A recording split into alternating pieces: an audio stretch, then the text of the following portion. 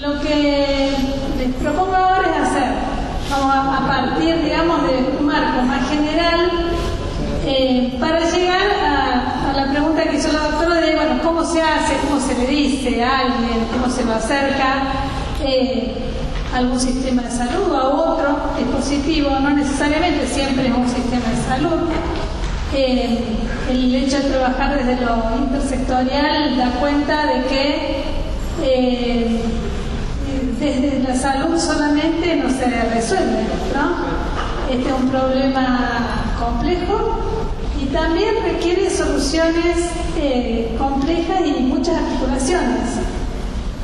Para llegar un poco a ver cuál sería la propuesta en esta articulación, en este panorama que tiene que conjugarse desde la interdisciplina y con muchas miradas, queremos contar cómo fue el marco jurídico desde la creación de Cedronar. Lo vamos a hacer rápido porque si no puede ser un poco pesado, pero ese marco jurídico que va desde la creación de Cedronar, que es en 1989, hasta el 2014, que nosotros marcamos un hecho importante, que es la ley IACOP, el Plan Integral de los Consumos Problemáticos. Hay un salto grande desde las primeras concepciones a esa ley que ya está sancionada y todavía no está reglamentada. Se produce un cambio de mirada muy profunda desde el inicio de Cedronar, que es en 1989. Cedronar se crea bajo el influjo de lo que eran los lineamientos de las naciones respecto al tratamiento de la oferta y de la demanda. Un año anterior de la creación de Cedronar, en 1988, hay una convención que se llama la Convención de Viena, donde las naciones se juntan para trabajar sobre el tratamiento de drogas ilícitas. Y bueno, lo que se subraya en esa convención, la Convención de Viena, es que la respuesta más fuerte, el mecanismo más fuerte, es el mecanismo jurídico. A partir de acá empieza a profundizarse toda una mirada en donde se penaliza la oferta, pero también se penaliza al consumidor. Eso realmente es un problema de inicio que está costando mucho separar el tratamiento de la oferta y el tratamiento de la demanda. De hecho, Cedronar el año pasado separa lo que nunca debió estar unido. Digamos, la Secretaría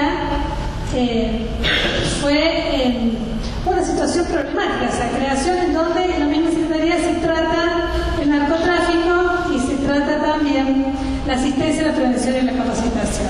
Entonces, bueno, este es un viraje importante, pero pasó mucha agua hasta llegar a este momento.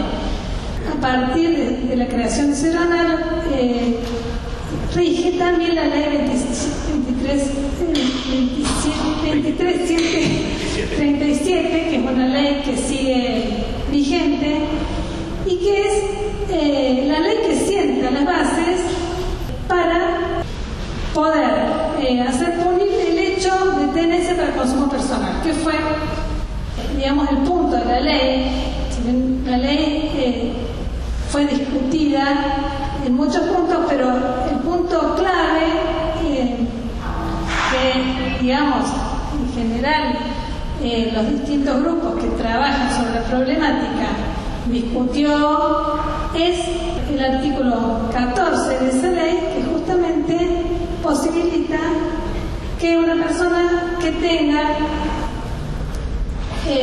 sustancias para consumo personal pueda ser sancionada y presa. En realidad eso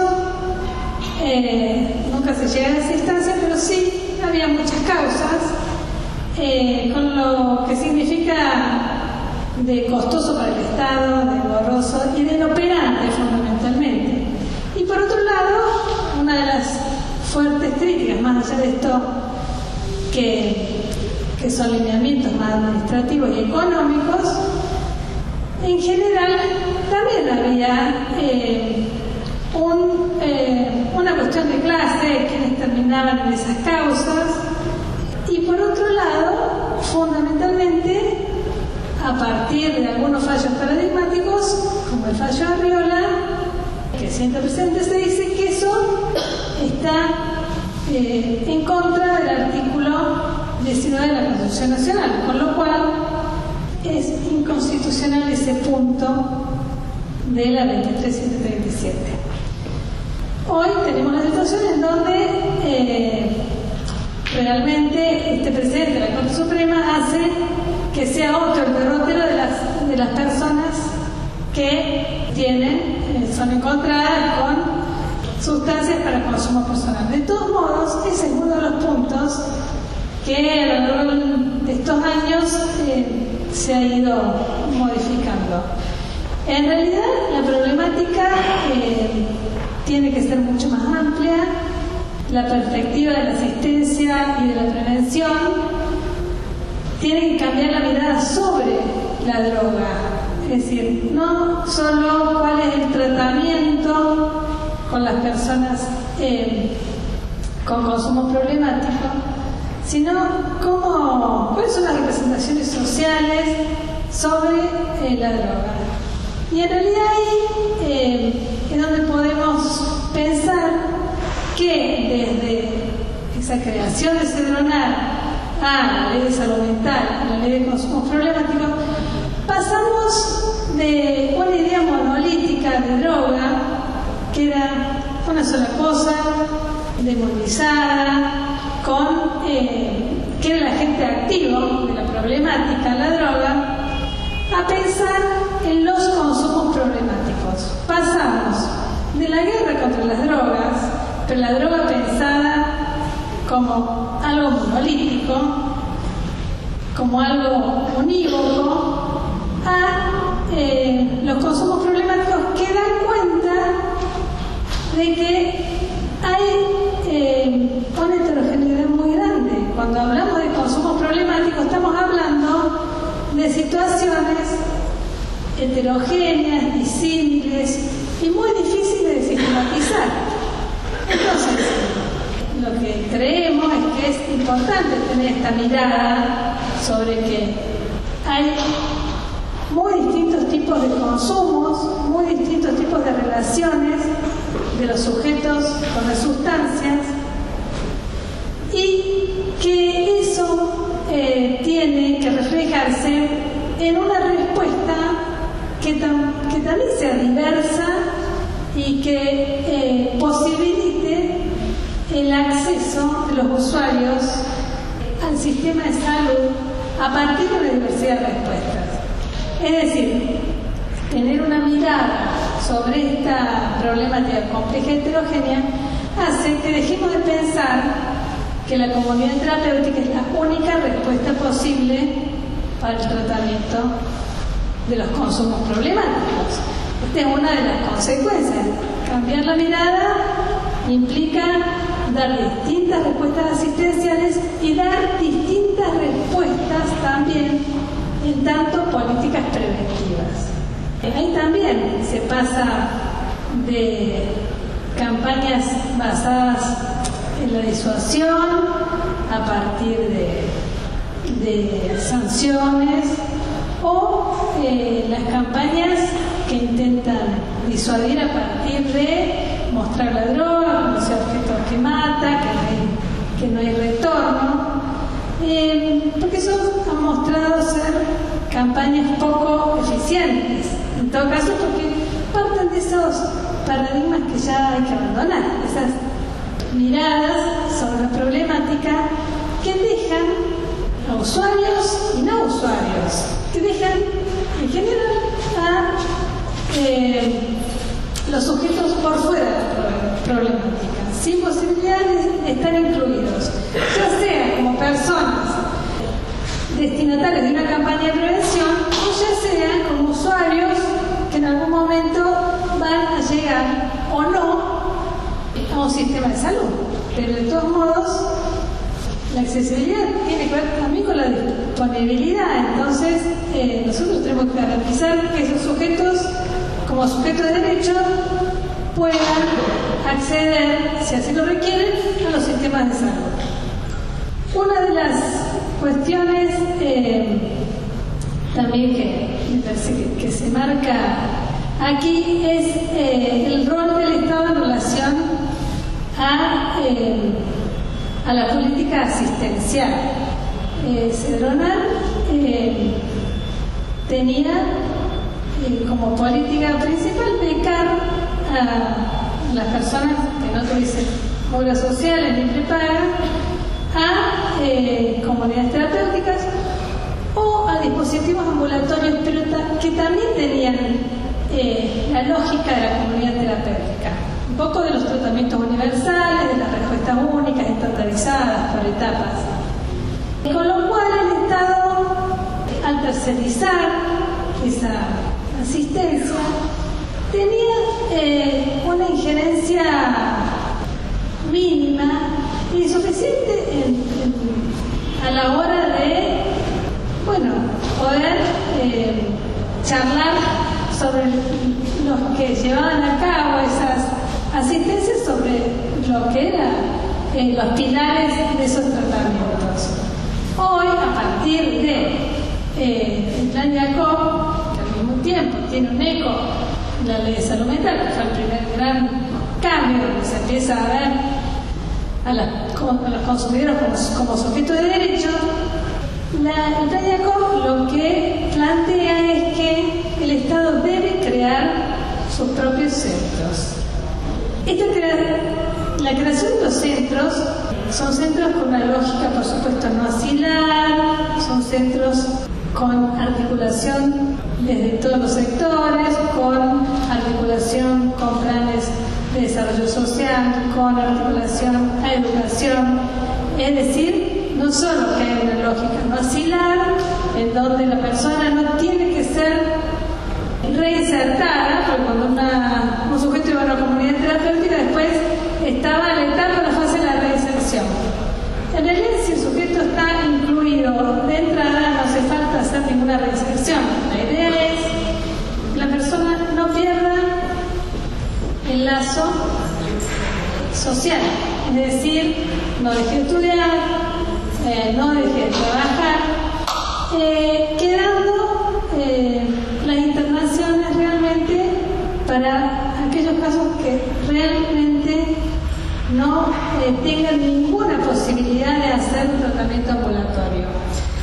Entonces, bueno, el Estado debe crear, a partir del Plan Jacob, centros con esta lógica nacional, inclusiva, en donde se van a priorizar los tratamientos ambulatorios, y Cedronal, con el programa Recuperar Inclusión, lo que hace es crear estos centros en consonancia con lo que son los centros que indica la ley que deben ser creados.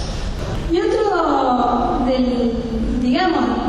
los cambios en este paradigma es que lo que es transversal a todas estas propuestas y dispositivos es el abordaje territorial.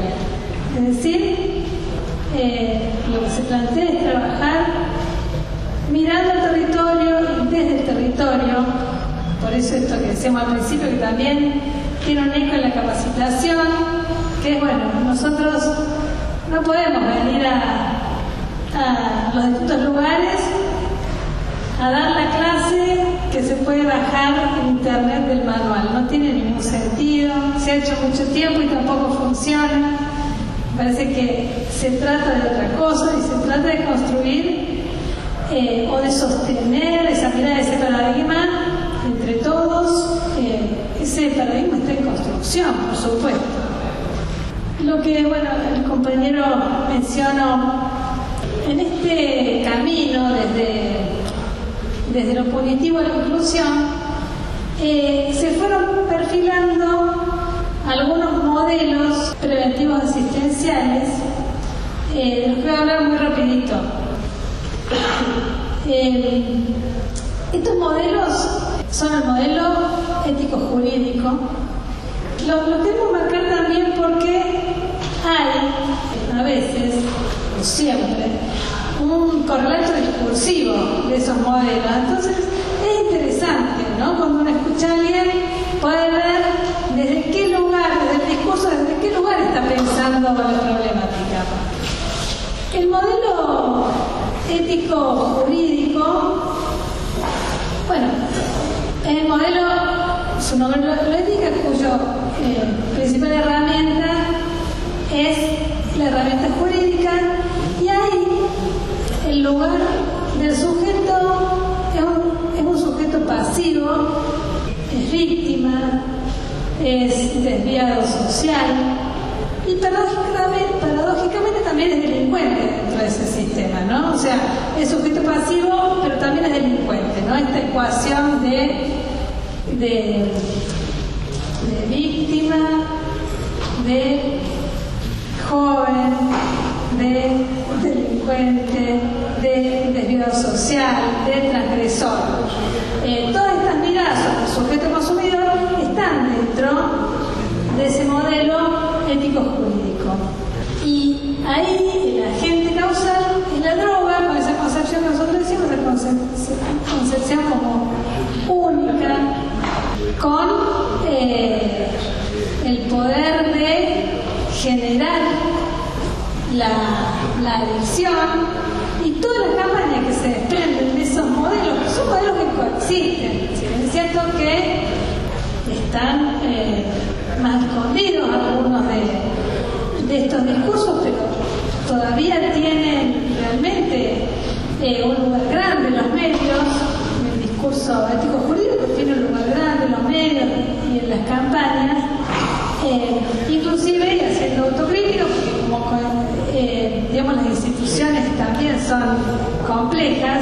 Dentro de Cedronar hay algunas folleterías, hay algunas campañas que tienen que ver, que responden a estos modelos éticos jurídicos, modelos más morales, modelos que apelan al miedo, no te dejes atrapar por las drogas, que las drogas no te destruyan. Esos son folletos que también, exactamente, por eso yo no estoy muy contenta muchas veces con la folletería de Cedronar, y me parece que esto también, digo, en este proceso de construcción, si bien es cierto que ha habido de los primeros, de esta gestión, la primera folletería que sacaban, está mucho más marcado esto, ¿no? De no te dejes atrapar por las drogas.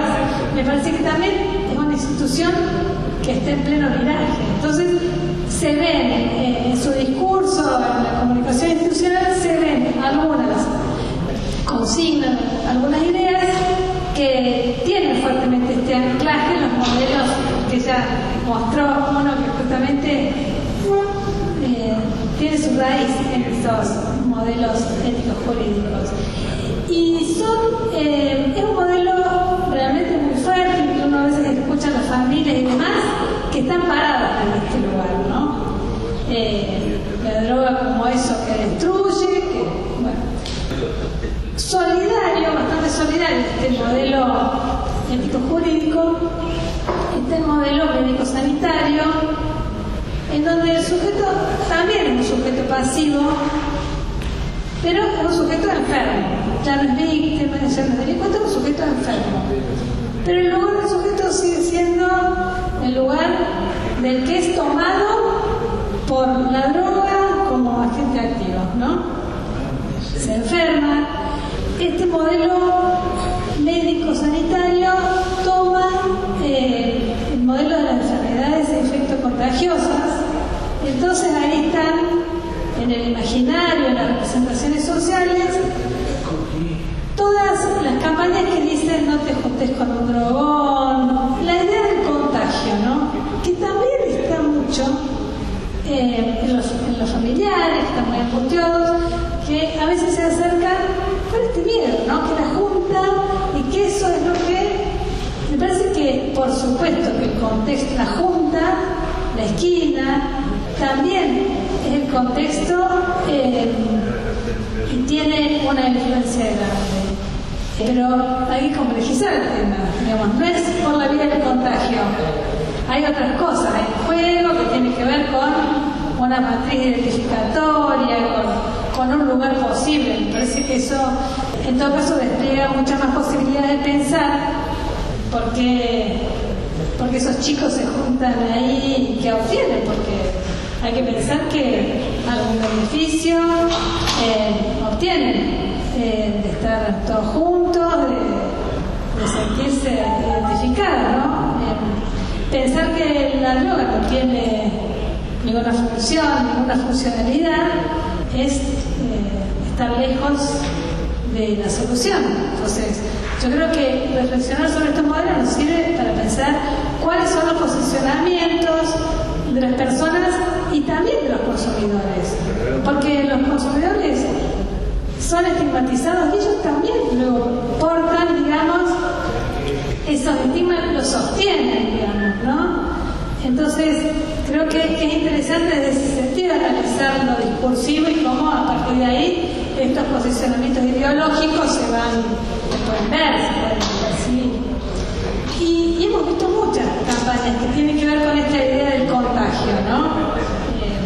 De la manzana podrida que va podriendo el resto. Entonces, bueno, todavía eso tiene su peso. Y luego está el modelo psicosocial, en donde también el sujeto es un sujeto que está enfermo, pero ahí ya no es el sujeto pasivo que nada puede hacer, que hay que aislarlo de la droga porque no hay otra posibilidad. Por eso también cuando nosotros tenemos una concepción del sujeto como un sujeto pasivo, es que viene la propuesta universal para todos. Esa propuesta también tiene que ver con aislarlo del riesgo, que es la droga.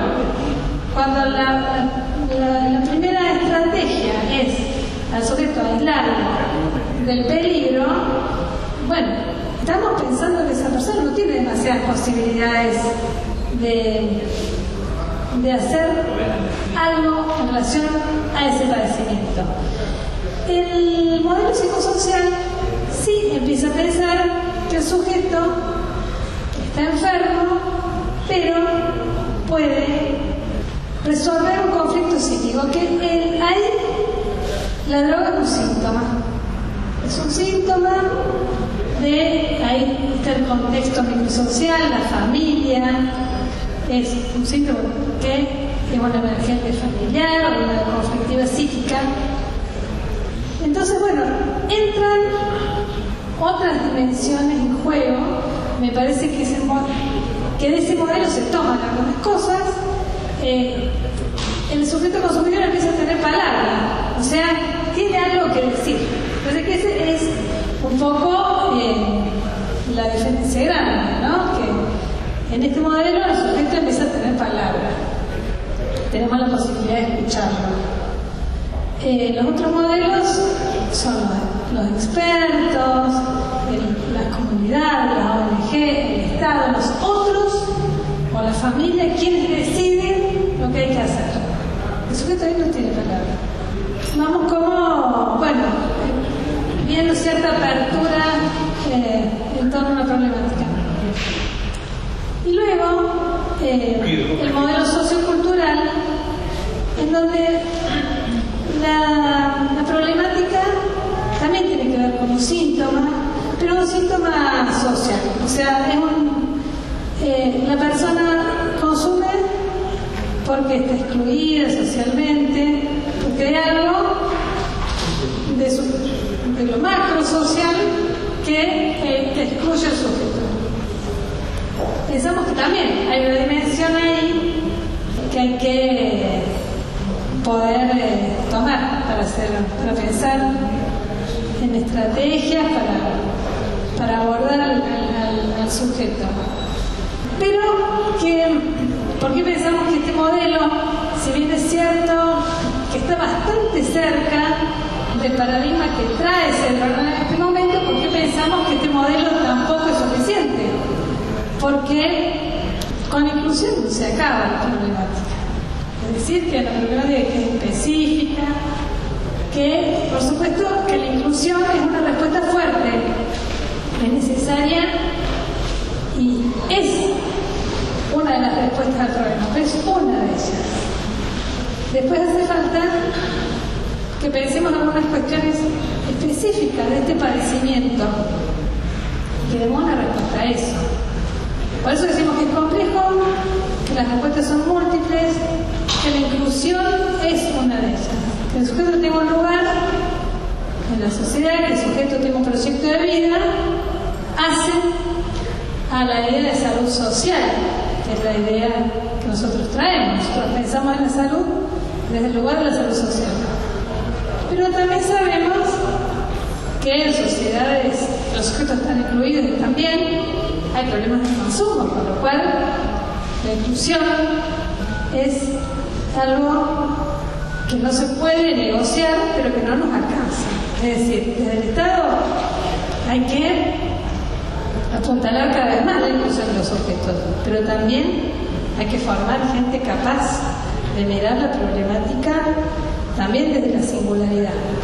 Entonces, pensamos que los modelos, estos 4 modelos, si bien los 2 primeros tienen un sesgo más punitivo y más limitado, pensamos que de los otros 2 modelos podemos tomar más cosas de estas experiencias, estas formas de pensar la prevención y la asistencia. Tenemos que siempre tener en cuenta que se tienen que conjugar de un modo generoso las 3 dimensiones fundamentales que hacen la problemática, que es sujeto, sustancia y contexto.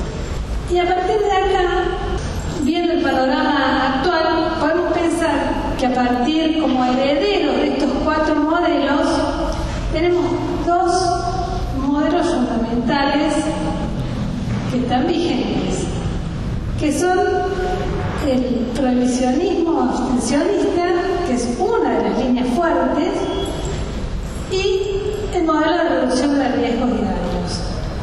Por supuesto que los 2 primeros modelos de los que hablamos son los que sientan las bases para lo que es el prohibicionismo reduccionista, abstencionista, que busca la abstinencia de sustancias como la solución. Es decir, que la meta, el objetivo es que la persona no consuma drogas. Nadie puede decir que eso está bien, está bárbaro, pero si volvemos al tema de la accesibilidad de los sujetos, sabemos que desde esta premisa, desde este umbral de exigencia máximo como condición, muchos sujetos quedan fuera. Entonces, si nosotros tenemos la abstención de sustancias como meta absoluta, hay un montón de personas con determinada relación con las sustancias que no se van a ver comprendidas en esa propuesta. Por eso decíamos que cuando los programas, los dispositivos asistenciales son universales y hacen la misma propuesta para todos, y tener esa propuesta tiene como meta la abstención de sustancias, el consumo cero, bueno, mucha gente sostiene un tiempo ese dispositivo, luego recae, luego se va, no se sostiene. Bueno, entonces hay que pensar que hay algo del dispositivo que también es exclusivo, por lo menos de un sector de usuarios. Con lo cual, vamos al paradigma de la reducción de riesgo y daño, en donde tenemos que decir que Cedronar no está parado en este paradigma, pero está empezando a pensar la propuesta de reducción de daños. De hecho, ha empezado a tener algunos programas que son programas de nocturnidad, en donde acompañan a los jóvenes en las previas de los boliches, haciendo otra propuesta que no es la de tomar.